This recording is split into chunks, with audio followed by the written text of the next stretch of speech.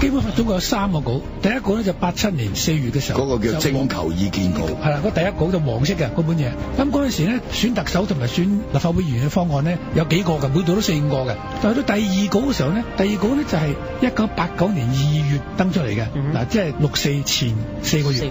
嗰陣時咧已經咧係得一個方案嘅啫，仲要3/2嘅草委通過嘅。嗰陣時係仲遲過07-08雙普選嘅。嗰陣時咧，特首呢要去到第4屆至可能係普選產生。點樣決定係普選呢？就係等第3屆2007至2012係啦，呢一屆裏邊就嚟一個公投，英文叫 referendum， 就決定第4任嘅特首係咪普選產生。如果話係呢，咁就第4任嗰個即係2012嗰個特首呢，就普選產生㗎啦。佢有冇講過門檻呢？有30%一定要。如果你冇到30%就唔算得嘅。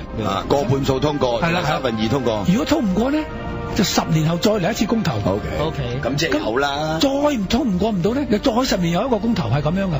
以前立法會議員普選呢，亦係比而家遲一屆嘅，但係佢又係即係第4屆立法會至可能係普選產生。咁定嘅時候咧，又係一個公投，公投過唔到呢，有10年後再一個公投。譚耀宗答得好正啊！佢話：喂，冇啦，最新啲基本法係冇咗公投，完全冇提啦。咁佢又啱，點解冇提呢？因為6·4之後呢，剩翻18個草委，香港剩翻18個草委，其中嘅11個聯名要求中央加速民主步伐，同埋取消分組點票。嗱，嗰陣時我同華叔已經唔喺度噶咯，鄺主教辭職噶咯，查良鏞辭咗職噶咯。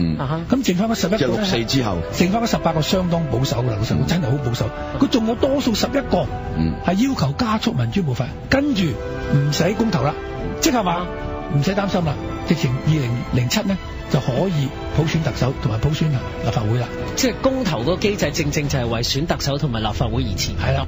星期六晚9點半繼續全民起義5區公投。